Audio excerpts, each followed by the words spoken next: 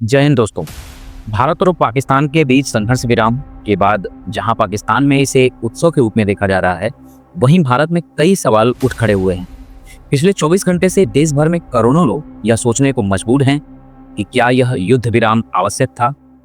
आखिर ऐसा क्या बदल गया कि भारत ने रातों रात सीज फायर के लिए हामी भर दी। अब युद्ध की शुरुआत पहलगाम की घटना के बाद भारत की ओर से हुई थी और उस समय संदेश बिल्कुल साफ था कि पाकिस्तान को इस बार कठोर सबक सिखाया जाएगा। लेकिन फिर अचानक ऐसा क्या हुआ कि संघर्ष विराम की घोषणा कर दी गई और उसके तुरंत बाद देश भर के प्रमुख मीडिया चैनलों की रिपोर्टिंग की दिशा भी बदलती नजर आई। प्रधानमंत्री नरेंद्र मोदी, जिन्होंने पहले युद्ध को दीर्घकालीन समाधान बताया था, अब वह चुप हैं। उन्होंने इस मुद्दे पर कोई सार्वजनिक टिप्पणी नहीं की। भारतीय सेना, जिसने परमाणु शक्ति से लैस राष्ट्र के भीतर घुसकर कार्रवाई की थी और जिसने पाकिस्तान को साफ चेतावनी दी थी कि अब हम आतंकवाद के खिलाफ हैं, वही सेना अब सीज फायर को स्वीकार कर रही है। क्या संघर्ष विराम के पीछे कुछ ऐसा है जिसे कि जनता से छुपाया जा रहा है? क्या वो रिपोर्ट सच थी जो नगरोटा और वैष्णो देवी से जुड़ी हुई आई थी? एक और बड़ा सवाल जो अभी अंधेरे में है, क्या इस सीज फायर के पीछे कोई न्यूक्लियर की कहानी छुपी हुई है? क्या भारत ने पाकिस्तान के परमाणु ठिकानों को निशाना बनाकर चौंकाने वाली कोई कार्रवाई की थी? क्या हम दोनों देश परमाणु युद्ध की दहलीज तक पहुंच चुके थे? अमेरिका, जो पहले इस पूरे विवाद से दूरी बनाकर चल रहा था, उसने अचानक पाकिस्तान को $1 बिलियन की मदद कर दी, संघर्ष विराम में भूमिका निभाई और फिर कश्मीर का भी जिक्र किया। यह सब कुछ एक महज संजोग है या कोई बहुत ही गहरी रणनीति का एक हिस्सा? क्या यह युद्ध विराम अस्थायी शांति की ओर शुरुआत है या फिर तूफान आने के पहले की शांति है? यह बात सब जानते थे कि संघर्ष विराम के फैसले के बाद प्रधानमंत्री मोदी पर सवाल उठेंगे। फिर भी भारत सरकार ने यह कदम क्यों उठाया? क्या कोई ऐसा कारण था जिसने सीज फायर को मजबूरी बना दिया था, या फिर इसके पीछे कोई और कई बड़ी कहानी छुपी हुई है? 11 मई 2025 को जब भारत और पाकिस्तान के बीच सीज फायर की घोषणा हुई तो पाकिस्तान सहित दुनिया के कई हिस्से में इसे राहत के तौर पर देखा जाने लगा। लेकिन भारत में माहौल कुछ और ही था। यहाँ हर तरफ सवाल गूंज रहे थे। ये सवाल इसलिए उठे क्योंकि इस संघर्ष विराम के पीछे की कहानी में कई परतें हैं। कुछ ऐसी ताकतें और राजनीतिक खेल भी हैं जो सतह पर दिखाई नहीं देते, लेकिन अंदर से बहुत कुछ तय कर रहे हैं। तो आज हम आपको इन सवालों के जवाब देने आए हैं। हमारे अनुभव, भारत पाकिस्तान पर वर्षों से कई रिपोर्टर रिपोर्टिंग कर रहे हैं, उनके आधार पर, उनके अनुभवों के आधार पे और रणनीतिक विशेषज्ञों से बात करने के बाद कुछ चीज़ें सामने आई हैं, उनके आधार पर। अब बात उन बदलावों की जिनसे पहली बार एहसास हुआ कि शायद कुछ छुपाया जा रहा है। 9 मई 2025 को ऑपरेशन सिंदूर के तहत जब भारतीय सेना ने पाकिस्तान के 11 प्रमुख हवाई ठिकानों को निशाना बनाया और उन्हें काफ़ी नुकसान पहुंचाया, तो हर टीवी चैनल पर बस एक ही बात थी, हमारी सैन्य कार्रवाई को ऐतिहासिक बताया जा रहा था। ब्रह्मोस मिसाइल की चर्चा हर जगह थी और देश भर में जबरदस्त उत्साह देखने को मिला। लेकिन फिर अचानक वही चैनल्स जिनका सुर बुलंद था, चुप हो गए। रिपोर्टिंग की दिशा बदली और बहस के केंद्र में शांति की बातें आ गई। इसी दौरान एक बेहद चौंकाने वाली खबर सामने आई कि पाकिस्तान के किराना हिल्स, जो कि सरगोधा के पास स्थित है, वहां भारतीय सेना की ओर से मिसाइल हमले की जानकारी सामने आई। बताया गया कि इस हमले में ब्रह्मोस मिसाइल का इस्तेमाल किया गया है और ये वही इलाका है जिसे कि पाकिस्तान के परमाणु हथियारों का प्रमुख भंडारण स्थल माना जाता है। इसी के कुछ समय बाद पाकिस्तान भूकंप के झटके भी महसूस किए गए थे। अटकलें लगाई गई कि यह झटका जो है उस मिसाइल हमले का परिणाम था। अब इस घटना को पाकिस्तान के लिए एक बड़ा झटका और संभावित टर्निंग पॉइंट कहा जाने लगा।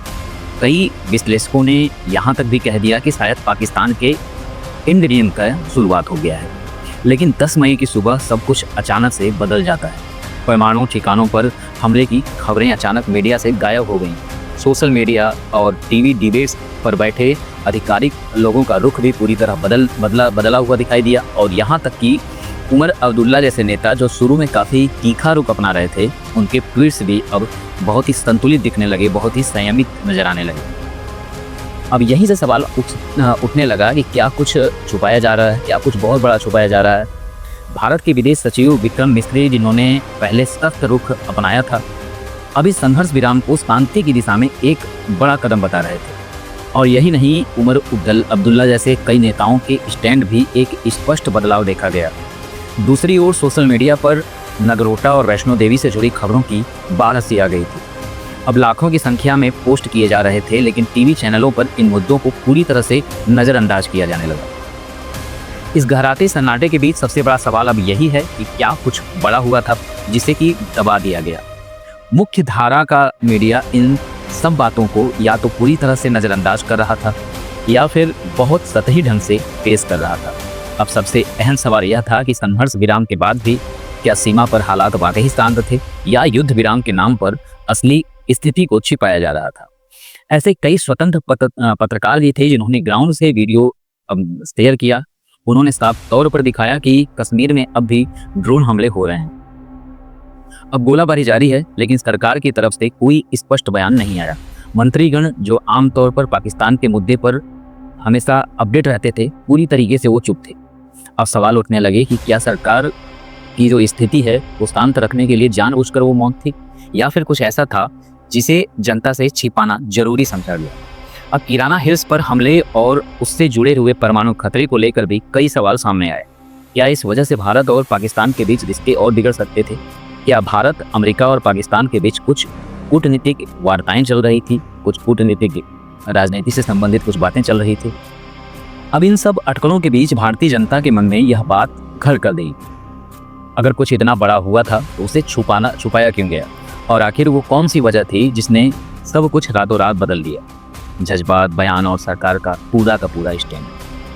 अब इसका जवाब एक नाम से जुड़ा हुआ है, नूर खान एयरबेस। नूर खान एयरबेस जो पाकिस्तान की सेना के लिए एक बेहद रणनीतिक रूप से अहम ठिकाना माना जाता है। और वहाँ पर जो कुछ भी हुआ उसने पूरी तरह से हर चीज़ की एक तस्वीर ही बदल दी थी। और इसकी सबसे अहम वजह थी नूर खान एयरबेस। यह वही जगह है जिसे पाकिस्तान की स्ट्रेटजी प्लान जो डिवीज़न लोग बनाते हैं, यानी कि जो कि परमाणु नीति और हथियारों की एक गढ़ माना जाता है, वो उनकी रीढ़ मानी जाती है, वही जगह। सरल भाषा में कहें तो ऐसा माना जाता है कि पाकिस्तान के सबसे संवेदनशील परमाणु हथियार इसी एयरबेस और इसके आसपास के क्षेत्रों में रखे गए हैं। अब यही कारण है कि जब 9 मई को भारत ने ब्रह्मोस मिसाइल के जरिए हमला किया तो पाकिस्तान के लिए यह एक गहरा झटका था। हालांकि आधिकारिक तौर पर इस हमले को लेकर कोई पुष्टि नहीं हुई, लेकिन जो ऑफ द रिकॉर्ड जानकारी सामने आई है उसने तस्वीर को और साफ कर दिया और बताया गया कि इस हवाई अड्डे से करीब 50 किलोमीटर के दायरे में पाकिस्तान ने अपने परमाणु हथियार तैनात किए हुए। अब भारत को यह जानकारी मिल चुकी थी और इसी के आधार पर हमले की रणनीति बनाई गई। यह हमला दरअसल पाकिस्तान की सबसे कमजोर नस पर सीधा वार था। कमजोर इसलिए क्योंकि पाकिस्तान भारत से सीधे युद्ध में ज़्यादा समय तक टिक नहीं सकता और उसकी आर्थिक स्थिति इस बात की इजाज़त भी नहीं दे रही थी कि वह लंबी लड़ाई लड़ सके। अब पहले ही वह अमेरिका और अंतर्राष्ट्रीय संस्थाओं से कर्ज में डूबा हुआ है। अब लेकिन एकमात्र चीज़ जो है पाकिस्तान के पास एक रणनीतिक दबाव के रूप में बसती थी और वो है कि परमाणु हथियारों की धमकी देना। अब हर बार जब तनाव बढ़ता है, पाकिस्तान की ओर से परमाणु युद्ध की आशंका जताकर एक डर का माहौल बनाया जाता है। लेकिन भारत ने जब यह संकेत दे दिया कि वह अब इन ठिकानों तक भी पहुंच सकता है, तो यह पाकिस्तान के लिए एक ऐसा पल था जो उसकी रक्षात्मक रणनीति को पूरी तरह से तोड़ सकता था। और यही कारण था कि 10 मई की आधी रात को माहौल अचानक से पलट जाता है। वो चुप्पी, वो कूटनीतिक बदलाव और वो मीडिया के सुर बदलने की शुरुआत यहीं से होती है। उस रात जब घड़ी ने 3:30 बजाया, पाकिस्तान की सेना के प्रवक्ता डीजी ISPR प्रेस कॉन्फ्रेंस कर रहे थे। एक असामान्य घबराहट उनके लहजे में साफ झलक रही थी। पाकिस्तानी न्यूज़ चैनलों पर एंकरों की आवाज़ कांप रही थी। कुछ स्थानों पर लोग कलमा भी पढ़ते हुए दिखाई दिए। ये एक संकेत था, कुछ ऐसा हुआ था जिसने पाकिस्तान को पूरी तरीके से झकझोर के रख दिया था। हालांकि उस वक्त कोई सच्चाई सामने नहीं आई थी, लेकिन जल्द ही यह बात बाहर आ गई कि हमला सरगोधा के पास स्थित किराना हिल्स पर हुआ था। यह वही इलाका है जिसे पाकिस्तान का परमाणु हथियार भंडारण क्षेत्र माना जाता है और यहीं से वो सारे सवाल शुरू हुए जिनका जवाब आज तक पूरी तरह से सामने नहीं आया है। क्या भारत ने उस स्थान को नष्ट करने की कोशिश की थी, या यह केवल एक संदेश था कि हमें सब कुछ पता है, अभी भी समय है, सावधान रहो, सचेत हो जाओ और अपनी हद में रहो?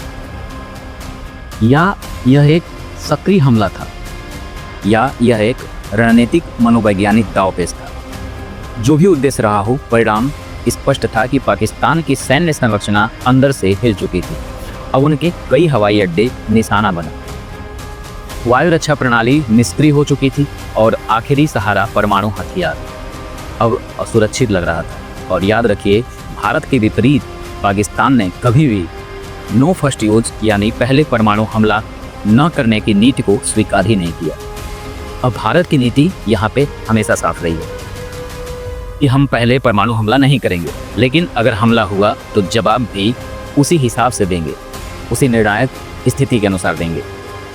अब लेकिन पाकिस्तान की नीति धुंधली है, लचीली है, और यही सबसे बड़ा डर है। इस स्थिति ने न केवल पाकिस्तान को बल्कि पूरी दुनिया को भी एक बार फिर उस खतरे की याद दिला दी जो परमाणु युद्ध जैसे दो शब्दों में समाया होता है।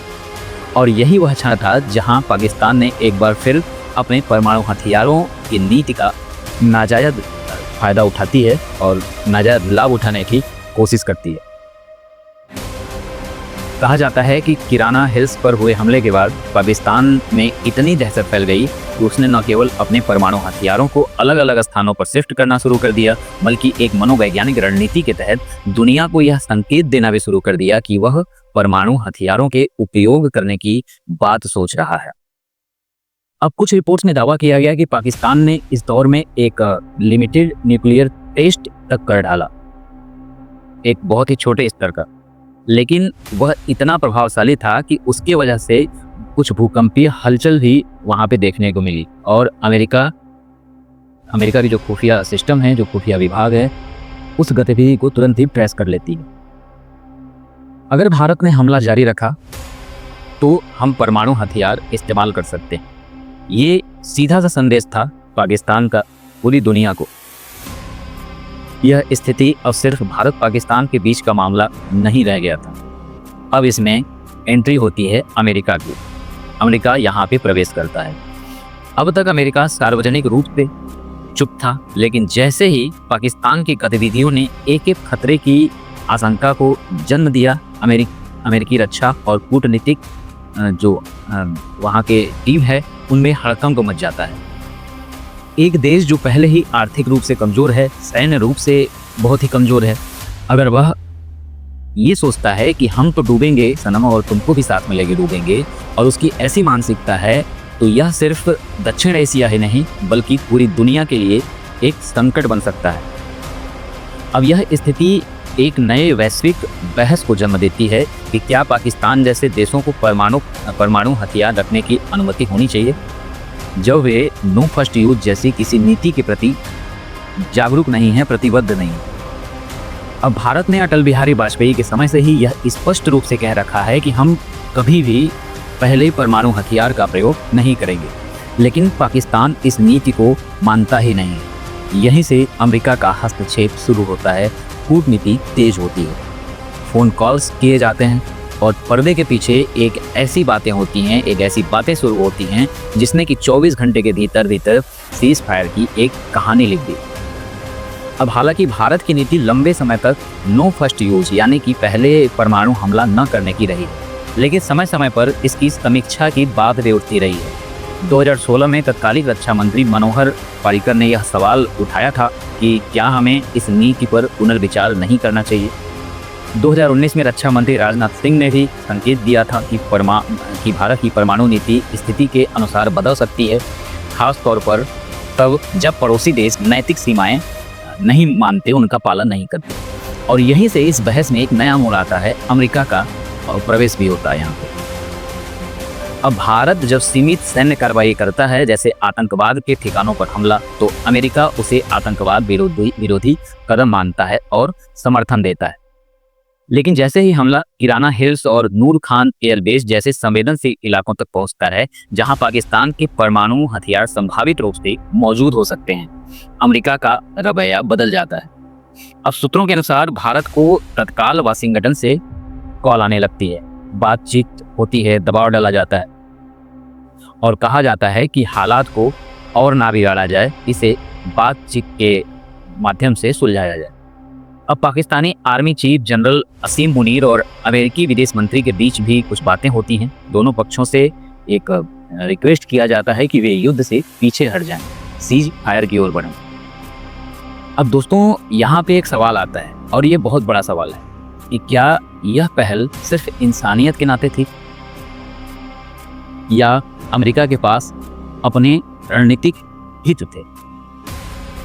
कई जानकार मानते हैं कि अमेरिका ने यह कदम उठाया परमाणु युद्ध की आशंका के कारण नहीं, बल्कि अपने राजनीतिक और अपने जो इनके बिजनेस के पर्पज से जो लाभ हैं उनके लिए।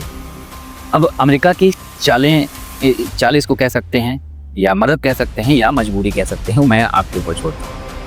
अब एक तरफ अमेरिका भारत को शांत रहने का सुझाव देता है, दूसरी तरफ पाकिस्तान को $1 बिलियन का नया कर्ज भी देता है। साथ ही कश्मीर मुद्दे पर बयान भी देने लगता है, जिससे कि भारत की कूटनीति पर असर पड़ सकता है। और यहीं से एक नई परत खुलती है कि क्या अमेरिका इस पूरे मामले में दोस्त था या एक रणनीतिक खिलाड़ी। और बहुत से विशेषज्ञों का मानना है कि इस पूरे घटनाक्रम में अमेरिका की अपनी रणनीति भी थी, एक गंदा खेल था। अमेरिका को यह समझ में आ गया था कि इस बार भारत न सिर्फ अपनी सैन्य शक्ति का प्रदर्शन कर रहा है, बल्कि पाकिस्तान के परमाणु ठिकानों पर हमला कर रहा था। अब भारत सुपर पावर बनने के रास्ते पर था और अब वह पाकिस्तान से सख्त और एक निर्णायक संघर्ष कर रहा था। भारत के इस स्ट्रॉन्ग स्टैंड से अमेरिका बहुत ही चिंता में आ जाता है। अमेरिका नहीं चाहता था कि पाकिस्तान के परमाणु हथियार नष्ट हो जाए, लेकिन इसके पीछे का कारण क्या था? आखिर क्यों वो नहीं चाहता था? इसके पीछे कई कारण हो सकते हैं। पाकिस्तान का अस्तित्व अमेरिका के लिए फ़ायदेमंद था। पाकिस्तान की स्थिति अमेरिका के लिए रणनीतिक खेल के लिए अहम थी। अमेरिका हमेशा से पाकिस्तान का सहयोगी रहा है, क्योंकि पाकिस्तान की मौजूदगी से अमेरिका चीन और भारत पर दबाव बना सकता है। अमेरिका का रोल पाकिस्तान की सेना और परमाणु ताकत को कंट्रोल करने के रूप में रहता है। पाकिस्तान की मौजूदगी से अमेरिका को वैश्विक दबदबा बनाए रखने का मौका हमेशा मिलता रहता है। अब अमेरिका ने पाकिस्तान को अपने इरादों के हिसाब से इस्तेमाल किया है, जैसे उसने लादेन को पैदा किया और फिर उसे समाप्त कर दिया। यह वही अमेरिका है जो दूसरे देशों के मामलों में हस्तक्षेप करता है, पहले दोस्ती करता है, फिर अपनी ज़रूरत पूरी होने पर उस देश को छोड़ देता है और उसे तबाह कर देता है। अब पाकिस्तान का अस्तित्व और खासकर उसकी परमाणु ताकत अमेरिका को भारत और चीन दोनों पर दबाव डालने का एक प्लेटफॉर्म देता है, एक मंच देता है। पाकिस्तान की मदद से अमेरिका अपनी जो हैकिंग पावर है और राजनीतिक दबदबा है उसे बनाए रख सकता है। अब इसके अलावा भारत की ब्रह्मोस मिसाइल ने भी अमेरिकी कंपनियों को चिंता में डाल दिया। यह मिसाइल इतनी प्रभावशाली और इतनी सटीक है कि इसके जरिए भारत न सिर्फ पाकिस्तान बल्कि चीन को भी एक बहुत ही कड़ी चुनौती दे सकता है। अब अमेरिका के व्यापारिक हित इसमें शामिल थे, क्योंकि ब्रह्मोस ने अमेरिकी कंपनियों की सैन्य तकनीक को चुनौती दे दी थी। अब इसी वजह से अमेरिका ने भारत की बढ़ती सैन्य ताकत को एक खतरे के रूप में देखने लगी। यह एक व्यावसायिक कहानी है जहां अमेरिकी कंपनियां नहीं चाहती कि भारत पूरी तरह से आत्मनिर्भर हो जाए, क्योंकि इससे उनके हथियारों की बिक्री पर असर पड़ेगा। और अगर भारत सैन्य उपकरणों का निर्माण खुद करने में सक्षम हो जाता है तो अमेरिकी कंपनियों को नुकसान होगा। यह सिर्फ भारत की आत्मनिर्भरता का सवाल नहीं है, बल्कि यदि भारत ने दूसरे देशों को भी हथियार बेचना शुरू कर दिया तो यह अमेरिका के लिए एक बड़ी चुनौती बन सकता था। अब इस तरह से अमेरिका का हथियार व्यापार पूरी दुनिया में फैल सकता है और भारत की ताकत को बढ़ते हुए देखना अमेरिका को चिंतित कर रहा है। अमेरिका की भूमिका यहाँ पे है कि ताकत दिखाना या रणनीतिक फायदे का खेल खेलना, एक बार इस पे गौर करना पड़ेगा। अब सवाल यह उठता है कि अमेरिका का हस्तक्षेप इस सीज फायर में क्यों हुआ? क्या अमेरिका ने हस्तक्षेप किया फ़ायदा लेने के लिए, या फिर यह उसकी रणनीति ताकत दिखाने की कोई कोशिश थी? अमेरिका का प्रभाव इस कदर बढ़ा है कि ऐसा लगता है कि जैसे उसे दुनिया की पूरी राजनीति से कुछ लेना देना है। अमेरिका की जल्दबाजी और सीज फायर पर फोकस से यह सवाल उठता है कि क्या अमेरिका की भूमिका सिर्फ कश्मीर या परमाणु जंग के डर को लेकर थी या इसका फायदा अमेरिकी हथियार व्यापार को था।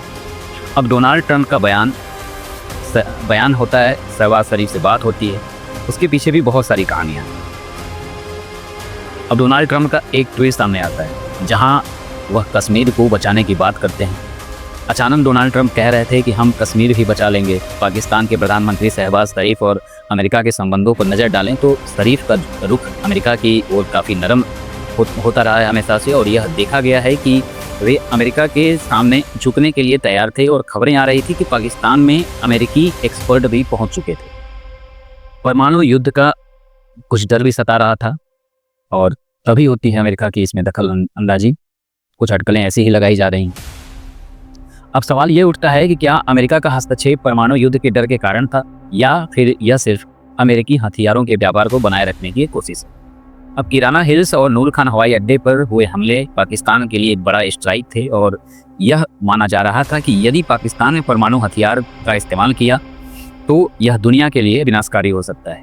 इस स्थिति को लेकर अमेरिका ने अपनी राय रखी और सीज फायर को एक शांति का कारण बताया। लेकिन असल में क्या यह अमेरिकी रणनीति का हिस्सा था ताकि उनकी हथियार बिक्री भी चलती रहे, या एक पहलू यह भी हो सकता है कि अमेरिका को पाकिस्तान को जिंदा रखना है ताकि कर्ज की वापसी हो सके। पाकिस्तान की आर्थिक स्थिति इतनी कमजोर है कि अगर यह खत्म हो गया तो उसके कर्ज कौन लौटाएगा। अब अमेरिका को यह संभावना स्वीकार नहीं हो सकती क्योंकि पाकिस्तान के माध्यम से अमेरिका का आर्थिक प्रभाव बढ़ता है। पाकिस्तान से अमेरिका के सैन्य और व्यापारिक रिश्ते उनके गहरे हितों से जुड़े हुए हैं और यदि पाकिस्तान संकट में फंसता है तो अमेरिका का कर्ज वसूली प्रभावित हो सकता है। भारत और अमेरिका के बीच व्यापारिक रिश्ते बहुत मजबूत हो गए हैं और अगर भारत और पाकिस्तान के बीच युद्ध बढ़ता तो इससे अमेरिका का भी नुकसान होता क्योंकि अमेरिका के लिए भारत एक महत्वपूर्ण व्यापारिक साथी बन चुका है। ऐसे में अमेरिका ने सीज फायर की दिशा में अपनी भूमिका निभाई ताकि भारत और पाकिस्तान के संघर्ष को बढ़ने से रोका जा सके। भारत की ब्रह्मोस मिसाइल एक उन्नत टेक्नोलॉजी के रूप में उभर के सामने आई है। अब ये टेक्नोलॉजी अमेरिका को चिंता में डाल दिया है। अमेरिका को यह डर है कि भारत जैसे देशों में तकनीक आत्मनिर्भरता बढ़ने से उनका हथियारों का व्यापार और निवेश प्रभावित हो सकता है। अमेरिका को यह जोखिम नहीं लेना था कि भारत पूरी तरह से सैन्य आत्मनिर्भर हो जाए क्योंकि इससे अमेरिका के व्यापारिक हितों पर प्रभाव पड़ेगा। अब एक और महत्वपूर्ण पहलू यह है कि पाकिस्तान और चीन के बीच सैन्य और परमाणु तकनीकों का बढ़ता हुआ निवेश। पाकिस्तान में चीन से भारी सैन्य मदद और परमाणु प्रौद्योगिकी प्राप्त की है और पिछले कुछ सालों में पाकिस्तान चीन के नज़दीक बढ़ चुका है। अमेरिका के लिए यह स्थिति चिंताजनक हो सकती है क्योंकि चीन का वर्चस्व बढ़ना उसके रणनीतिक हितों के खिलाफ है। अब यहाँ पे कुछ बातें आती हैं। अमेरिका ने पाकिस्तान में अपनी भूमिका को मजबूत करने के लिए पैसा देकर उसे खरीदने की कोशिश की है। यह एक सैन्य, आर्थिक और राजनीतिक कदम भी हो सकता है। अब जिससे कि अमेरिका पाकिस्तान को अपने नियंत्रण में रखने के साथ साथ चीन की तकनीकी को भी हासिल करना चाहता है। न्यूक्लियर खतरे की जांच और अमेरिका की भूमिका की कुछ बातें भी यहाँ पे आती। सीज फायर के बाद अमेरिका ने पाकिस्तान में अपनी टीम भेजी जिनमें NSA के अधिकारी शामिल थे और कहा जाता है कि अमेरिका ने नूर खान हवाई अड्डे और किराना हिल्स में जांच करने की योजना बनाई और एक कहानी के अनुसार पाकिस्तान के परमाणु हथियारों की सुरक्षा को लेकर पाकिस्तान में रेडिएशन की गतिविधियां चल रही हैं। अब अमेरिका की कोशिश यह है कि पाकिस्तान के परमाणु हथियार गलत हाथों में न जाएं और विश्व शांति बनी रहे। लेकिन इसके साथ ही एक अंदर की कहानी यह भी सामने आ रही है कि अमेरिका ने चीन की तकनीकी जानकारी हासिल करने के लिए भी पाकिस्तान में कदम रखा है। अब चीन और पाकिस्तान का गठजोड़ अमेरिका के लिए एक बड़ा खतरा हो सकता है और इसलिए वह पाकिस्तान को खरीदने के लिए किसी भी हद तक जा सकता है। अब एक छोटी राहत हो सकती है यहाँ पे, लेकिन यह अंत नहीं है। पाकिस्तान के अंदर अस्थिरता अब भी बरकरार है और यह संभावना है कि अमेरिका ने सीज फायर के बाद कुछ हद तक भारत पाकिस्तान के तनाव को कम किया हो, लेकिन यह सिर्फ अस्थायी समाधान हो सकता है। पाकिस्तान के आंतरिक मामलों में अब भी कई बदलाव हो सकते हैं, जैसे कि सैन्य और राजनीतिक नीतियाँ और कुछ लोगों को हटाया भी जा सकता है। अब पाकिस्तान का राजनीतिक और सैन्य तंत्र हमेशा एक गंभीर प्रश्न रहा है और ऐसे में कोई बड़ा राजनीतिक बदलाव हो सकता है। यह कहा जा सकता है कि पाकिस्तान के अंदर पॉलिटिकल अस्थिरता और सैन्य दबाव लगातार चलते रहेंगे, इसका असर न केवल पाकिस्तान के अंतर्राष्ट्रीय रिश्तों पर पड़ेगा बल्कि आंतरिक स्थिति पर भी इसका गहरा प्रभाव पड़ेगा। अब इसके साथ ही गिलगिट बाल्टिस्तान और पीओके जो कि पाकिस्तान अधिग्रहित कश्मीर है के मुद्दे में भी अब अस्थिरता दिख रही है। भारत की तरफ से इस पर नज़र बनाए रखना और राजनीतिक रुख बदलने की संभावना बढ़ सकती है। अगर पाकिस्तान के अंदर राजनीतिक अस्थिरता और सैन्य दबाव बढ़ता है तो भारत इस मौके का फायदा उठा सकता है, खासकर कश्मीर और पीओके के मामले में। भारत पहले ही गिलगिट बाल्टिस्तान को अपना हिस्सा मानता है और अगर पाकिस्तान को आंतरिक स्थिति कमज़ोर होती है पाकिस्तान की, तो भारत इस मुद्दे पर अपने कदम और बढ़ा सकता है। आने वाले दिनों में कुछ बदलाव भी आपको देखने को मिलेंगे। अगर पाकिस्तान के अंदर राजनीतिक अस्थिरता बढ़ती है तो यह न केवल पाकिस्तानी राजनीति को प्रभावित करेगा बल्कि भारत पाकिस्तान रिश्तों पर भी असर डाल सकता है। अमेरिका और पाकिस्तान के रिश्तों में नई स्थितियां बन सकती हैं और भारत को इस बदलाव का ध्यान रखना होगा। इसके अलावा चीन और पाकिस्तान का बढ़ता हुआ सैन्य गठजोड़ जो है वो भारत के लिए एक चुनौती बन सकती है। अब अमेरिका का कश्मीर पर हस्तक्षेप एक बड़ा सवाल उठता है क्योंकि भारत ने इसे हमेशा अपने आंतरिक मामलों के रूप में देखा है। अब अमेरिका का यह कदम कहीं न कहीं भारत के आत्मनिर्भर बनने की प्रक्रिया को चुनौती देने की कोशिश हो सकती है, क्योंकि भारत ने अब तक अपनी परमाणु नीति पर एक कड़ा रुख अपनाया है। हालांकि भारत के आत्मनिर्भर और मजबूत सैन्य प्रदर्शन ने यह साबित कर दिया है कि भारत अपनी सुरक्षा और नीति को लेकर आत्मविश्वासी है। पाकिस्तान और परमाणु युद्ध का खतरा यहाँ पे सामंजस्य बनता हुआ दिख रहा था कि पाकिस्तान की परमाणु धमकियां हमेशा से एक दबाव बनाने वाली रणनीति रही है, लेकिन अब भारत के पास एक क्लियर सेट है कि वह अपने राष्ट्र की रक्षा में किसी भी हद तक जा सकता है। भारत के लिए यह जरूरी है कि वह अपनी परमाणु नीति पर स्थिर रहे और किसी भी परमाणु युद्ध को रोकने के लिए उसे अपने रुख को साफ और मजबूत बनाए रखना चाहिए। सीज फायर और विराम एक अस्थायी हल हो सकते हैं, लेकिन यह एक लंबी अवधि के समान और समाधान के तौर पर नहीं देखा जा सकता। भारत ने पाकिस्तान पर हमले करने के साथ यह संदेश भी दिया है कि अब वह सीमा पार आतंकवाद और पाकिस्तान के परमाणु प्रतिष्ठानों को लेकर सीधे कार्रवाई करने में सक्षम है। वहीं चीन और पाकिस्तान के सैन्य गठजोड़ ने अमेरिका को चिंतित किया है, क्योंकि अमेरिका यह चाहता है कि वह दोनों देशों पर दबाव बनाए रखे ताकि चीन का प्रभाव कंट्रोल में रहे। क्या यह शांति तूफान से पहले की खामोशी है? यह सवाल बहुत ही विचारणीय है, बहुत ही सोचने वाली है और इसका उत्तर समय ही तय करेगा। सीज फायर के बाद पाकिस्तान की आंतरिक अस्थिरता और अंतर्राष्ट्रीय दबाव बढ़ सकता है।